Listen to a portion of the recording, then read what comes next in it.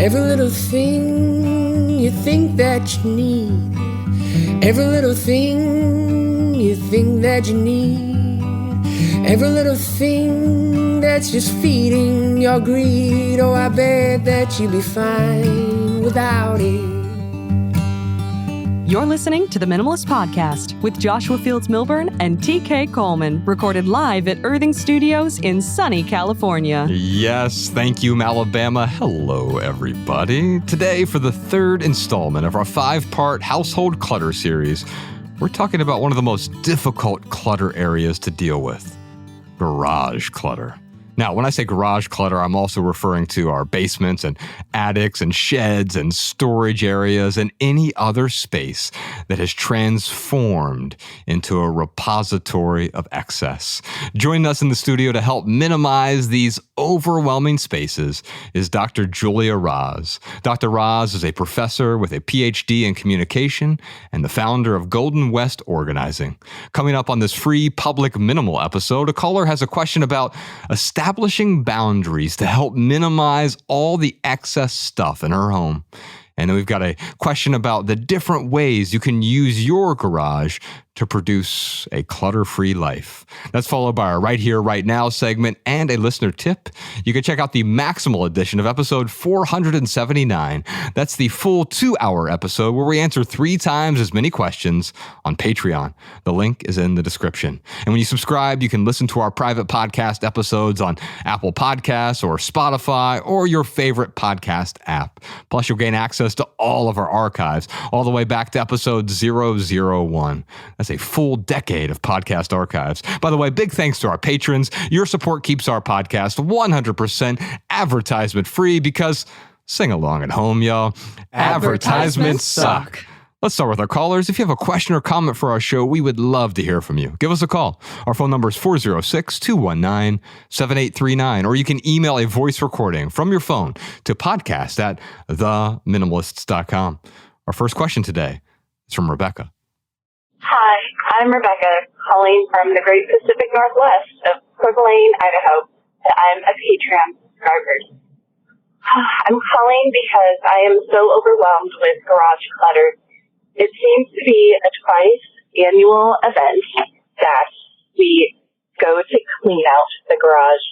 One morning each spring and again in the fall, my husband will gather all the kids and I, and we will begin. Even with the best intentions to donate as much as I can and to only keep what I can use or what our family will use, there is still a pile of items that seem to make their way back into our home from the garage clean out. After a few days, sometimes if I'm lucky, a few weeks, these items will start to pile back up, sometimes by the garage door and sometimes just in the garage. Often I find myself so irritated that the things ended up cluttering up our house, but I'm unable to get rid of them because we'll use them at some point. We have children from teenagers down to toddlers, and much of the items are things that our older children are too big for, but the younger ones aren't ready for. So we banish these things to the garage to wait until they are needed or until we clean out the garage again. How do I stop this back and forth of needed but not right now items? I hope you can help. Thank you so much. Bye. So I want to think about this question in several different ways. By the way, Alabama, don't you think that Toddlers to Teens is a great memoir title about parenting? Yeah, that pretty much covers it. Now, Julia, you have a brand new baby. We'll talk about that in a little bit. You also have an 8-year-old, so you've gone through this as well. Last time you were on the show, we talked about professional organizing because you are a professional organizer.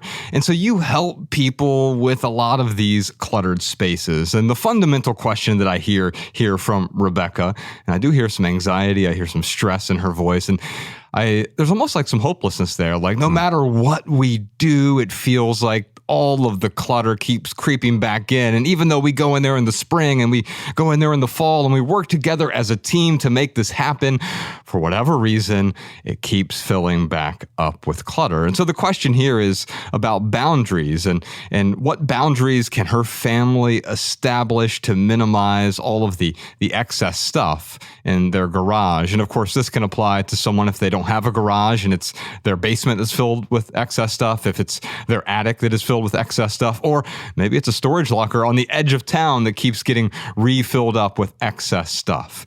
Where do we start here?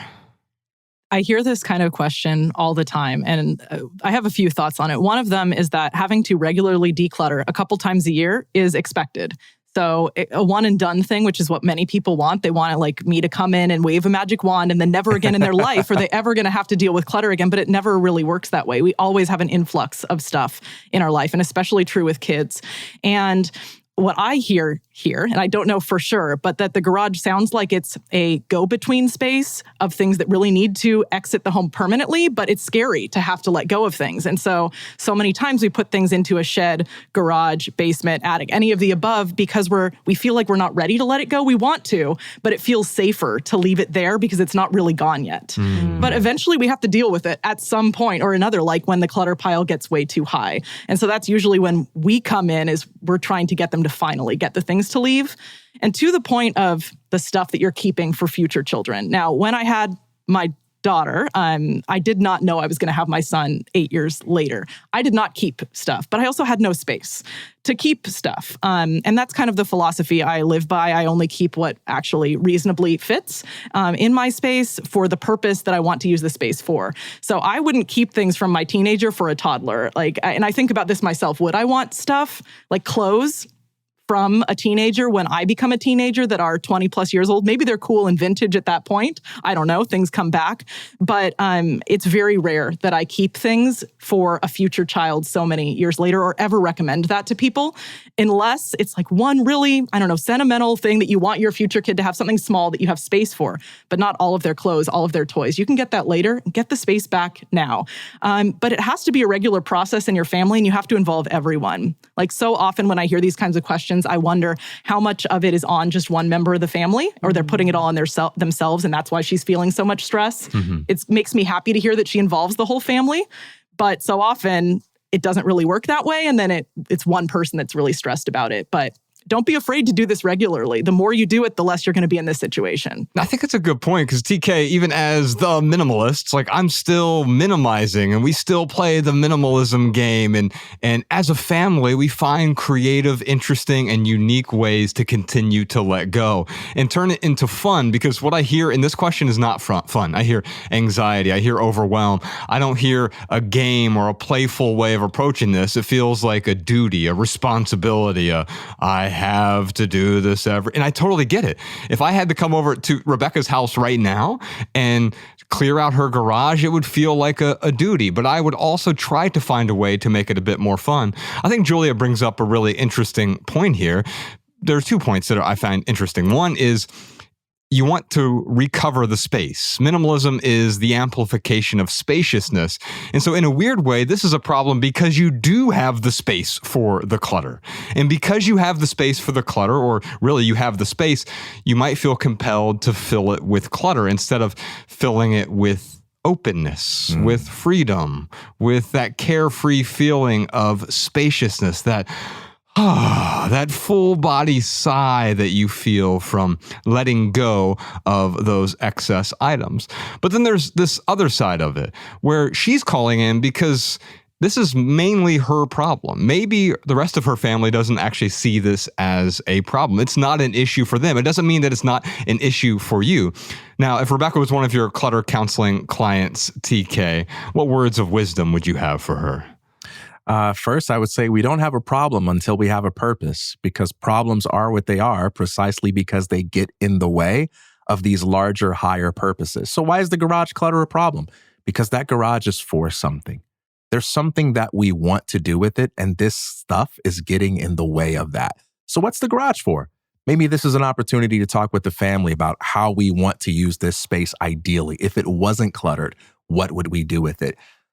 Additionally, sometimes we have these big events where it's like once or twice a year, we're going to go through the garage and take inventory, is because it's so overwhelming that we can only stand to do it once or twice a year.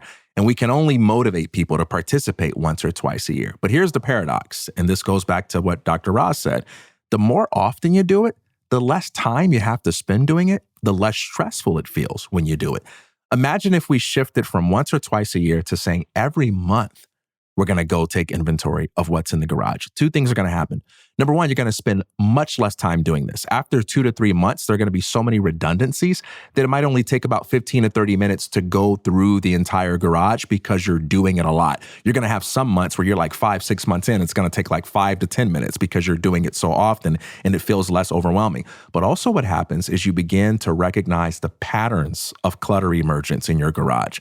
Imagine if we did this with our finances, where only once or twice a year, we took a look at how much money we have, how much debt we have. Well, we're missing out on the chance to see what our patterns are every month. What are those little things that are eating away at our expenses? And so I want you to have the opportunity to be able to detect that. I would consider doing this every month so that you can see those patterns. The last thing, you need a standard for what's coming in. You can't manage what is if you don't have a way of defining what's coming in. And so there are my 4 questions that I would ask about what's coming into that garage. And this is a standard that I would invoke for the entire family. What, why, when, and how. So what's coming into the garage?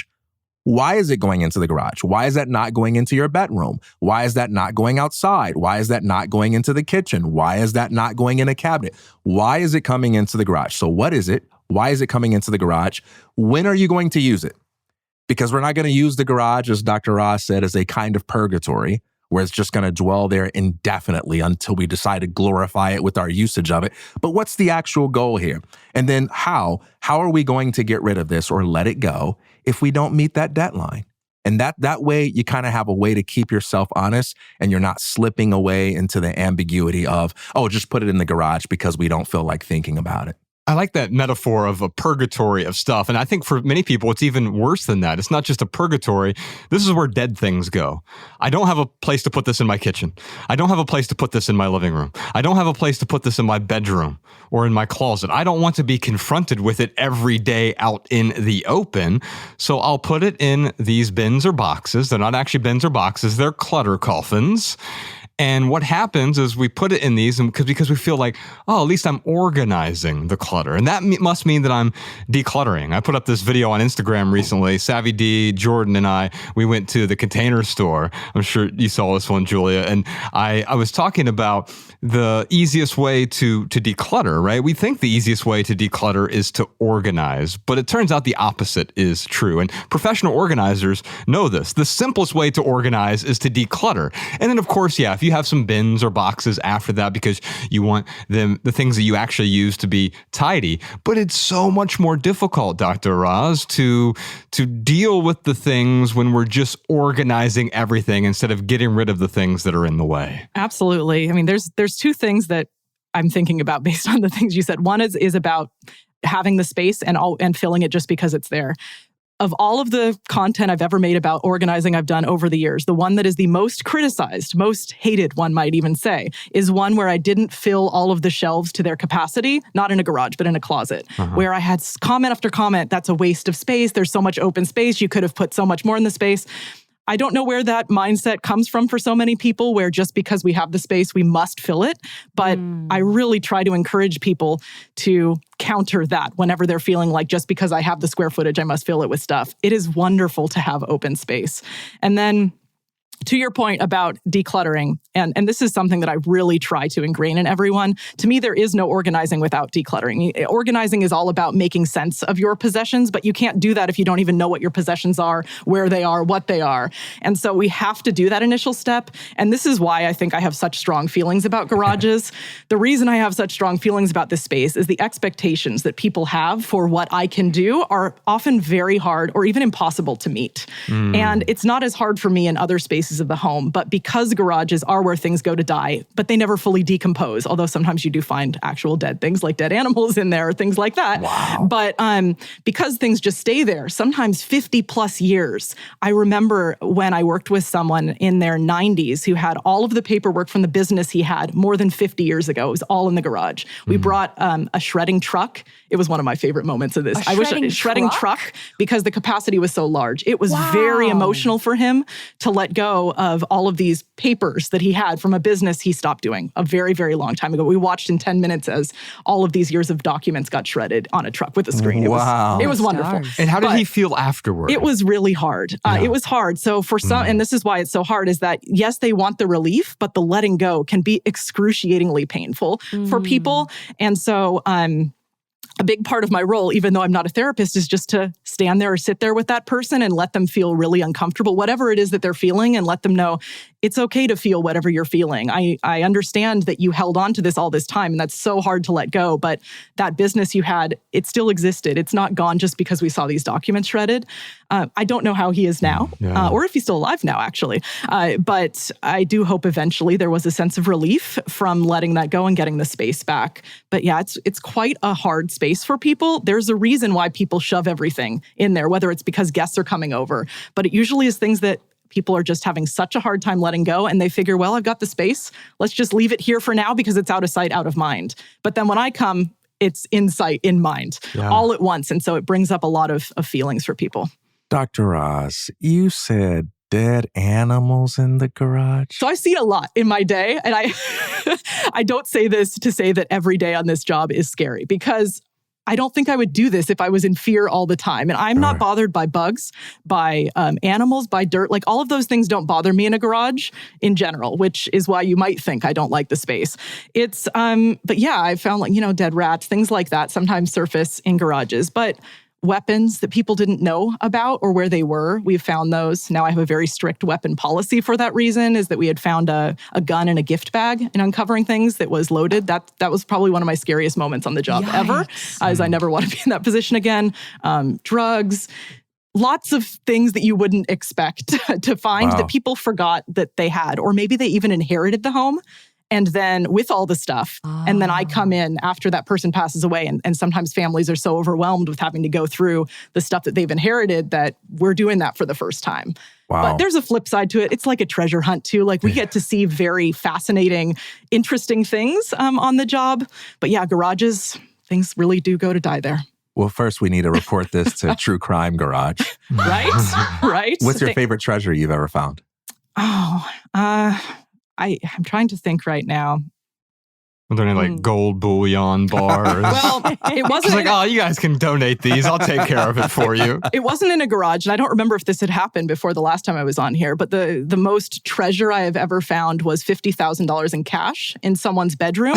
Sorry, what? Yeah, and this old thing? It wasn't all, it was strewn about, though. So this was... to the shredder truck. No, I did not go to the shredder truck, but it was in 100s, and it was strewn about everywhere in this person's bedroom. And when I thought he was going to have an overwhelming happiness or joy when I told him, wow, here, look at all this money. He's like, oh yeah, I know, it's there.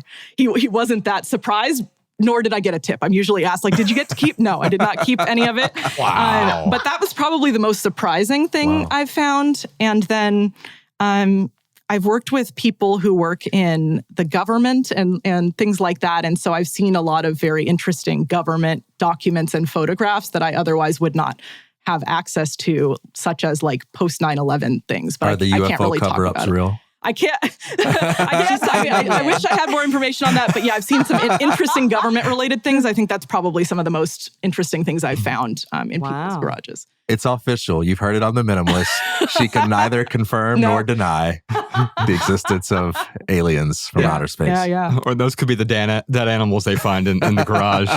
You know what's fascinating is the guy with the $50,000 like, yeah, I knew I had that. But with the other stuff, it's like the gun or the things you don't think about. We have something called the didn't know rule.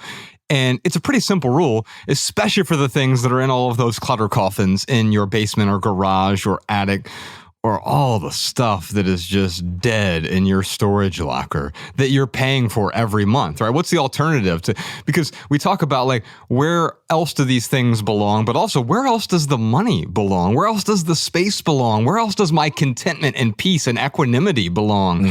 Because these excess things, the clutter, is robbing me of the money, time, attention, peace that I might otherwise feel if those things were gone. So the didn't know rule is simply, hey, I didn't know I owned this. Now I found it in this bin. If I didn't know I owned it, if I didn't even remember it, that is a definite sign that it is okay to let go. Now, Rebecca, there are several other rules that I recommend you check out, like the seasonality rule, obviously for your garage. That is super helpful. Also, you talked about they're needed but not needed now. Sometimes that's a story we tell ourselves. We have 3 rules to help you differentiate that. There's the just in case rule versus the just for when rule versus the emergency items rule. Emergency items are just in case items that you hope you never have to use. Like I have jumper cables in my car. Now for someone else, a firearm could be an emergency item. Like I hope I never have to use this, but I have it in a locked safe and it's, my kids can't access it. No one else, a professional organizer can't come into my home and start playing around with a loaded gun sort of thing. For someone else, that's an emergency item. For other people, that is like junk. I'm never going to use it. I don't want it. And so the question is this a just for when item or is it a just in case item? I'm holding on to it just in case I might need it someday in some non-existent hypothetical future. Also, the no piles rule, that one's really helpful as well. You can check out the Minimalist Rule Book. It's 16 Rules for Living with Less. You can download it for free over at theminimalists.com. Just click resources there at the top. We have a resource page with a whole bunch of free resources, including the Minimalist Rule Book. Alabama, before we get back to our callers, what time is it? You know what time it is. It's time for the lightning round, where we answer the Patreon community chat's question of the week. Yes, indeed. Now, during the lightning round, Julie, I'm sure you remember, we attempt to answer questions with a short, shareable, minimal maxim. You can find this episode's maxims in the show notes over at theminimalists.com/podcast and every minimal maxim ever at minimalmaxims.com. We'll also deliver our weekly show notes directly to your inbox, including 7 new maxims every Monday for free if you sign up for our email newsletter at theminimalists.email. We'll never send you spam or junk or ads, but we will start your week off with a dose of simplicity. What's the question of the week this week? How do you use your garage? How do you use your garage? Now, this question elicited so many responses. And I do want to have some pithy answers here in a moment, but I thought we'd hear from our simpletons. Alabama, what did some of our listeners have to say? Alexis said, our garage was used to store all the crap we didn't need. Then we moved to our last place, and I was determined to store our car because it's one of our most expensive assets. I read somewhere that people would rather store their $5 trinkets and not their $50,000 car, and that totally changed my mindset. Now, TK, what is the economic perspective behind this sort of irrational mindset? Like, I've got this really nice asset, this car. Car can also be a liability as well, but assuming you own the car outright and you want to protect it from the weather, especially if you live somewhere in the Midwest where it snows all the time and there's all the elements. But we can't put it in our garage because I need to hold on to a bunch of trinkets. As she said, she talked about having all of this useless crap we didn't need. Why block out the car? What is the fallacy behind that? Well, the things that you don't want are getting in the way of you cherishing, appreciating, and protecting the value of what you do want, right? And so we have a case of misplaced valuation. So I have all of these trinkets and I just don't want to have to take the time to figure out who I'm going to give it to, when I'm going to get rid of it. But I know that I don't actually use it. But I have this car that's really precious for me and I use it every day. And I'm just going to let it sit outside and it's probably going to last a little less long. It's probably going to look pretty for a little less time. But it saves me from having to look at the things, confront the things that I need to say no to. Julia, how often do you see people in your work as a professional organizer, they crowd out their assets, their useful assets, their precious assets with worthless trinkets? So I would never use the phrase worthless trinkets with anybody that I work with because I never know what anything means to anyone. Actually, as a result of being on this show, I worked with someone in St. Louis, Missouri, and I flew out and worked with her in her home, which was wonderful. She had tons of coffee stirrers, like from Southwest Airlines for stirring coffee, strewn about her house. I collected all of them. I did not throw them away immediately, though. She, of course, had a story associated with them. They were very meaningful to her. So I never call anything worthless. And even when it comes to things that I deem as trash, I will always make an area of things that I think are trash, because you really just don't know what something means. So I would never say that to someone. Right, but let's So just good. say that Alexis is recognizing. Right, She's even she thinks saying it's that, right? So she knows it's that. I see this all the time. So I always ask people either to FaceTime with me so that I can see what's going on, or send me photos, which no one else has to ever see except for me. And that will give me a sense of what's going on. So I see floor to ceiling packed garages constantly. I don't get afraid of this. I get excited by these kinds of spaces because I know it's possible. I was thinking about what you were saying, TK, about it depreciating a little bit outside, and I was thinking about the outside space. If we decided to flip this and put our car in there, but we still wanted to keep all that stuff, we pile that all the way in front of our house. Let's say you have that. It's not going to be socially acceptable for you to have all of that clutter from your garage in front of your house, right? At all times. Your neighbors are going to say something to you. You might even get like citation from the city. You can park your car on the street or in your driveway, though, without a problem, right? So I think that also helps us to justify it, like it's acceptable socially to keep it. If we start, and I have someone who is hoarding on my block, his stuff is creeping out in front of the home. And I am worried that he's going to get cited for this soon. But you're getting into real danger with like your neighbors and just what's considered socially acceptable. But we have made it socially acceptable to have these clutter coffins in our home. So I see this constantly. And it does take time. So that's one thing I really want to impart, is that it doesn't happen really quickly. We didn't clutter a whole garage floor to ceiling overnight, probably. It's not going to get decluttered overnight either, even if you want it to. So I just recommend people to be very patient with themselves. And if you do have help, patient with them too, because the process of undoing that does take quite a lot of time. But yeah, see this constantly. Grateful it's not my own garage, though. My garage is purposely for storing vehicles. I do have some supplies for my small business on a shelf in the garage, some car wash supplies. I was thinking about this too. Some tools on one thing of shelves, and the other walls are bare. We do plug in cars because they're electric vehicles, and that is the priority, though.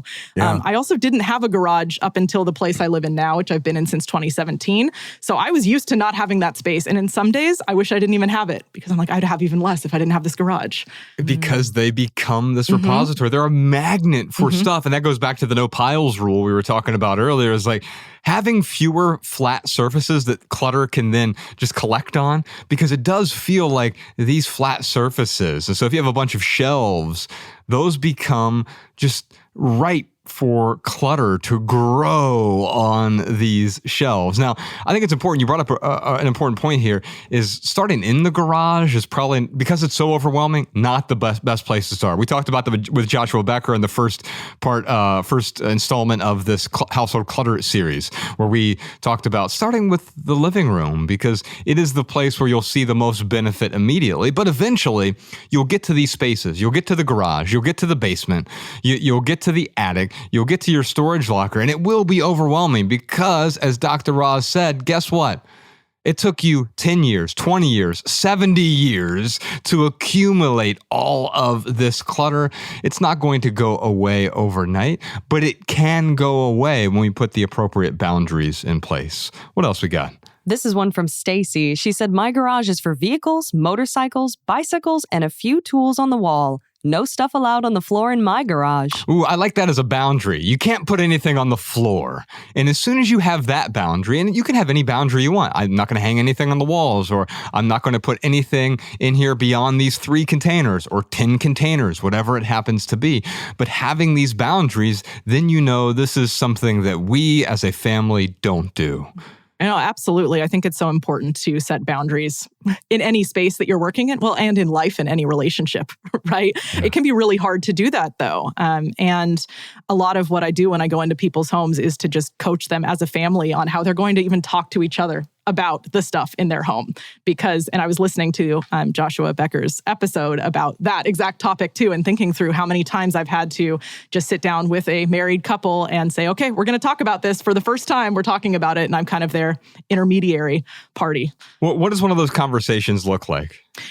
Usually it's just each person it starts often by them venting to me. That's usually how it starts. Sometimes it even turns towards blaming me, which is okay because it's always easier to let other people, have the responsibility and not yourself. Wait, how do they blame you? That's so interesting to me. And this is why garages are really tricky for us in this industry, is that a lot of times they'll say, well, you're not going fast enough. You said that this would be done in this amount of time, right? When in fact, what's going on is that they're needing to spend 10 minutes talking with me about every individual object, and there are thousands. But about the kinds of conversations that go on, it's usually and I'll just say like a husband and wife situation where the wife says, my husband never picks up after themselves. Like, look at the pile of all of his clothes on the floor. You see the hangers that they will do this in front of me, right? And then I will hear their perspective in front of them. And then I try to reframe it as much as possible and remind them that they both equally live in this space and all the spaces belong to both of them. And so trying to come up with some, as I was hearing in Joshua Becker's episode, some sort of middle ground. And also I try to remind them about picking your battles too in a marriage, that like, is this the biggest issue? Maybe it is, right? But maybe it's not. And maybe you are going to let them be themselves and allow that one pile to be there because it's not worth it to make that the biggest marital struggle that you have.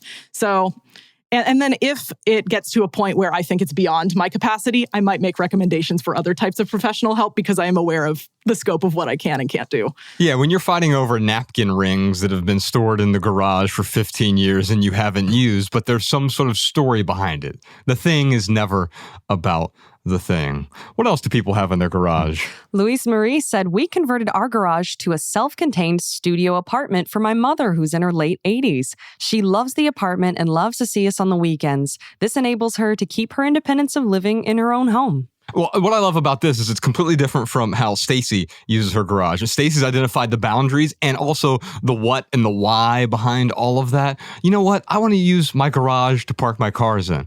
But it doesn't mean that's how you have to use the space. I'm actually similar to Louise Marie here, where my garage, a detached garage, but it's not a garage anymore. It's a guest house. It's been converted into a guest house because we live in California and I don't have as much need for covered parking. Although in our driveway, we have some canopies over top of our cars just to keep some of the debris from the trees and other things off of our vehicles. But I don't need a wintertime garage the same way I would have when I lived in Dayton, Ohio, for example. And so you're identifying, how do I want to use this space? And there isn't a right answer that you have to park your cars in the garage. And in fact, if you want to use it as a storage unit, that's totally fine. But what are you storing in there? Are you just storing a bunch of dead things, or are you storing things for your hobby that bring you to life? What else we got? Liz said, as a realtor, garage clutter is a huge pet peeve of mine. I wish I could convince people not to make a garage a deal breaker when looking for their next house, unless they either plan to park their cars in it or finish it and make it a glorified climate-controlled storage unit. Saying we need a garage and then all we do is fill it with junk we just don't use allows us to ignore our own hoarding problems. Right. It is easy to have these liminal spaces, the garage, the storage locker especially. And it's easy to ignore the things because they are out of sight, out of mind, or so we think. But they're still there in the back of your mind. You're thinking about it. You're worrying about it. I love what Julia was saying a moment ago. And if I were to make it pithy, I'd say you can't have garage clutter without a garage. Quite often, the garage becomes the excuse to hold on to those things. But if all of a sudden the garage was just torn off of one of your clients' houses, they wouldn't have a place to keep all of this clutter. And they may feel more compelled to let it go because they lost their de facto storage unit. Mm-hmm.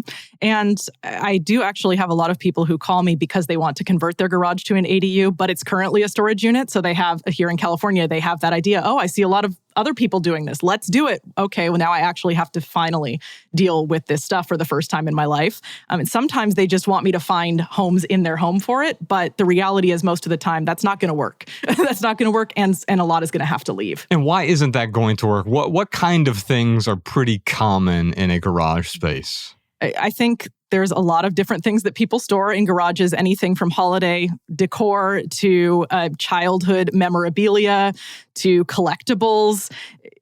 Tools. I mean, the list goes on, but it's so many things that people just don't want to deal with in whatever that moment was in life, whether it was now or whether it was 50 years ago, that they just kind of go to die. And it's so many of those what if items that people believe I'm going to use at some point.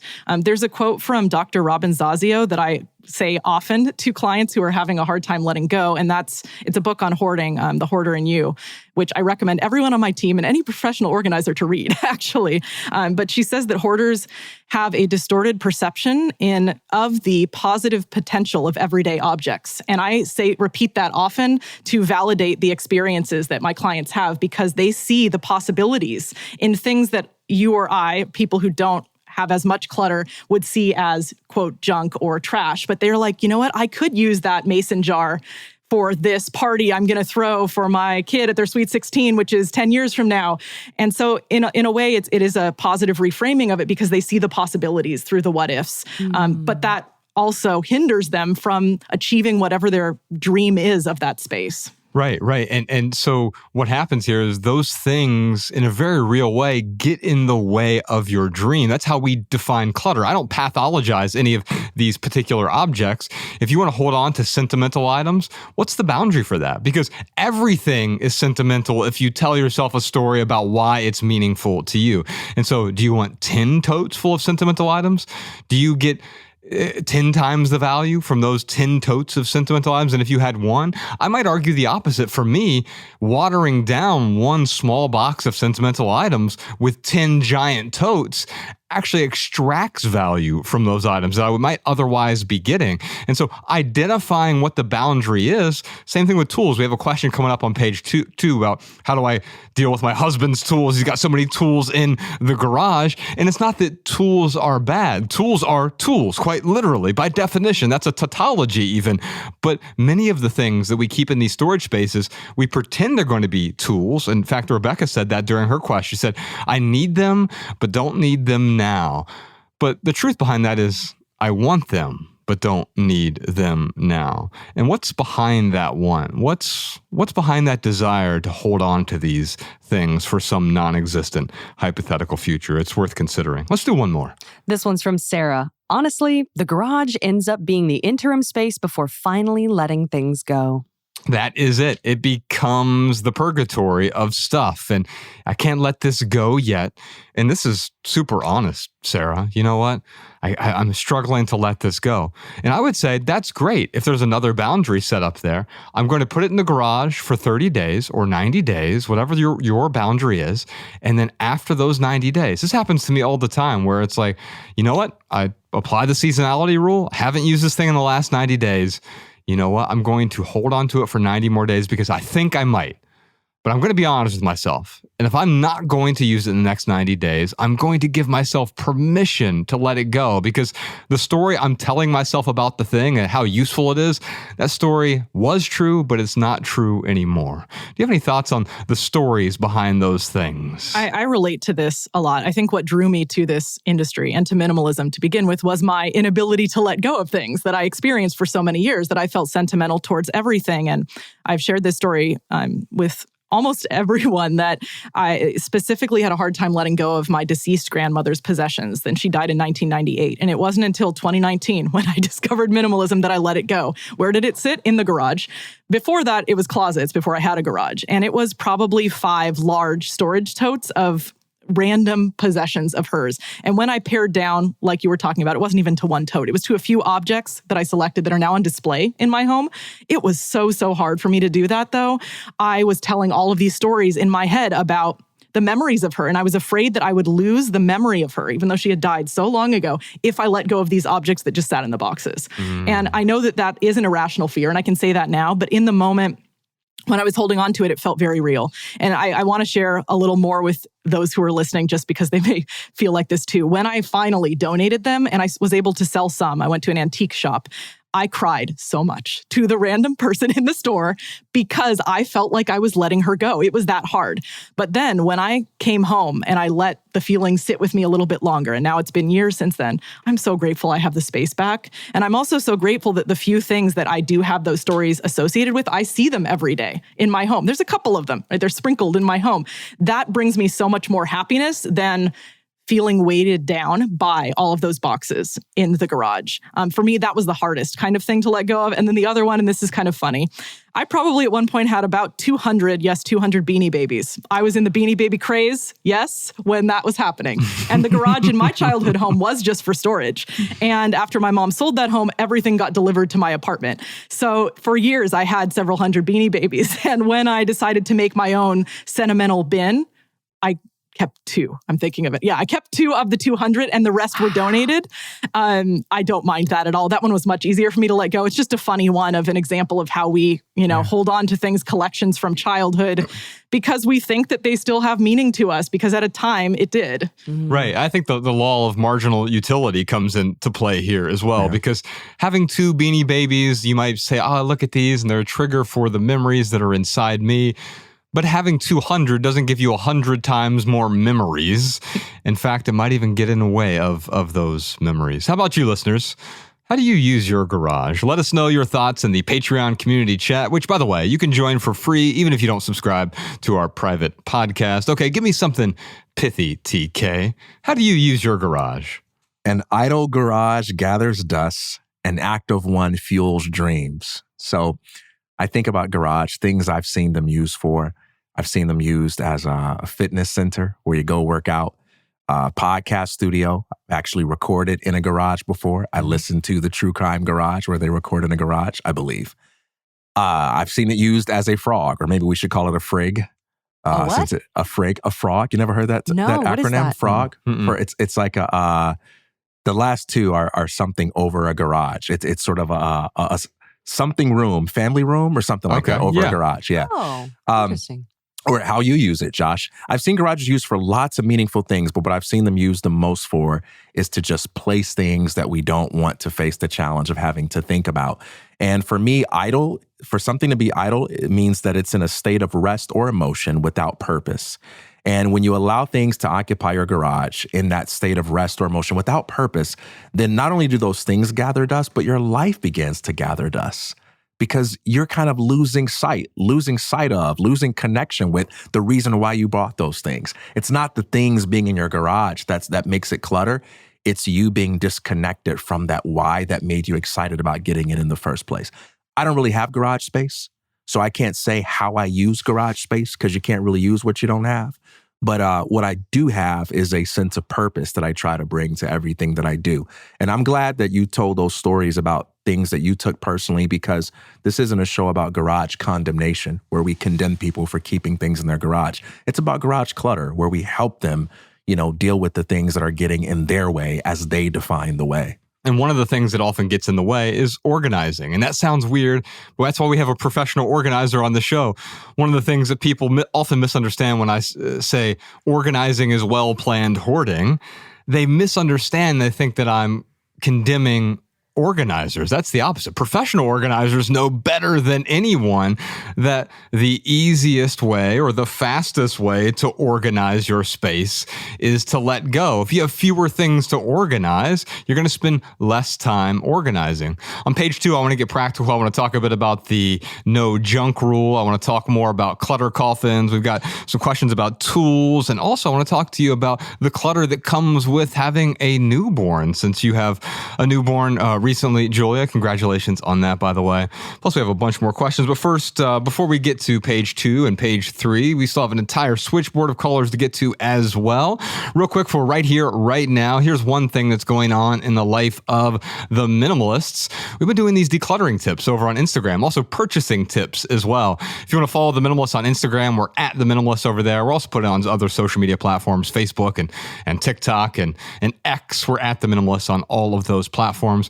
we've been filming original videos just for social media, going out to these different retail stores, also doing some reaction videos to different clutter reels and clutter TikToks that we see out there to try to help inspire you to let go of whatever is in the way.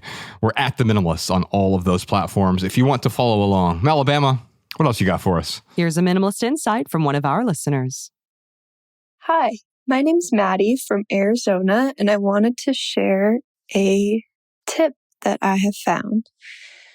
I don't put up too many seasonal decorations, but I do love fall the most. And what my husband and I have started doing is, well, it's mostly me, making a cornucopia on our table. We eat a lot of squash and seasonal vegetables and fruits during the fall. So we buy a lot of them at one time and display them all on the table. I enjoy walking by and seeing them, and it's kind of fun that the cornucopia constantly evolves throughout the week because we eat it bit by bit and then we can refresh it. And it's a way to introduce something new and exciting into our home without other more traditional seasonal decorations. Thanks for all you do, and I really enjoy listening to your podcast, and I've found immense value in it. I love the idea of edible decorations. I mean, I guess I need to think about how I can apply that to every room of my house. And maybe it doesn't apply to the garage, or maybe it does. I don't know. You can let us know. Maddie, thank you so much for that useful comment. Improving your seasonal decorations by making them functional. Of course, functional doesn't mean that they have to be edible, but I like the idea of having functional decorations. I'm also all for decor that is simply aesthetic. It makes the space more beautiful. I believe that beauty is essential. And so to me, having just an aesthetic that is there that amplifies the living space is super helpful. It allows me to come home to a calm home that is peaceful. But also, if I have a bunch of decorations I'm storing in the garage, then maybe that actually disturbs my peace. It may even get in the way. Julie, I assume you deal with a lot of people. One of the things we tend to hold on to are these so-called seasonal decorations. Do you have any insights around the things that we hold on to as seasonal decorations, but then quite often don't use for several years? So I love seasonal decor myself. I feel like it's maybe the home that I grew up in that we had quite a lot of that. But it always goes back to, the amount of space that you have and how you're prioritizing that space and what the purpose of the space is. So I like setting boundaries with the quantity that we're going to have. And whether it's seasonal decor or a garage full of children's toys, which I've seen, like an adult collector of children's toys, you just have to make that conscious decision as to what the purpose of the space is and what your goal is for the space. So if you're going to go all out with decor, then your garage is going to be just holiday decor. That's your choice that you're making. But we can't have everything that we want at all times, right? Which is sometimes a very hard pill for people to swallow. But we can't have that car in there and the plethora of holiday decor. I think the idea of the cornucopia is a really nice family tradition. May not be for everyone, but the way that I personally manage it in my own home is that I have a selection of some of my favorite things. And I also, as we were talking before the show about how much you love Halloween, Mallory, I happen to love Christmas and Hanukkah time. So I have the most of that, but I also have decided one storage tote is my boundary that I am having. All of my favorites, but that's what works for me with the space that I have. It's okay for me to deprive myself of what I love, even if I would love to have much more. But honestly, if I had more, it would be overwhelming for me. But yeah, we go through holiday decor constantly. There's a funny video of someone from my team dancing with a skeleton, not a real skeleton, but a Halloween skeleton in a garage and waltzing with them because we see this all the time. Who knows? It could have been a real skeleton. Maybe. With all the stuff that you're finding in these garages.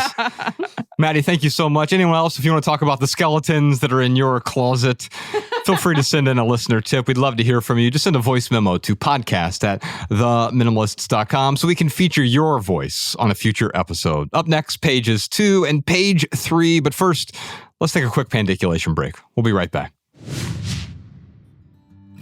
All right, that's the first 35% of episode 479. We'll see you on Patreon for the full Maximal edition with Dr. Julia Raz, which includes answers to a bunch more questions. Questions like, what's the best way to manage that overwhelming burden of getting rid of the camping equipment and sporting gear that's taking up space in my home? How do I let go of the unmade memories that I associate with my physical clutter? How can I apply my minimalist principles to caring for a newborn? What percentage of Americans can no longer park their cars in their garages because of clutter? Plus a million more questions and simple living segments over on the Minimalist private podcast on Patreon. Big thanks to our guest today, Dr. Julia Raz. You can check out Golden West Organizing, her company. We'll put a link to that in the show notes. And that is our minimal episode for today. Big thanks to Earthing Studios for the recording space. On behalf of Ryan Nicodemus, TK Coleman, Malabama, Post-Production Peter, Spire Jeff, and Spire Dave, Savvy D on the board, and the rest of our team, I'm Joshua Fields Milburn. If you leave here with just one message, let it be this: love people and use things, because the opposite never works. Thanks for listening, y'all. We'll see you next time. Peace. Every little thing you think that you need, every little thing you think that you need, every little thing that's just feeding your greed. Oh, I bet that you'd be fine without it.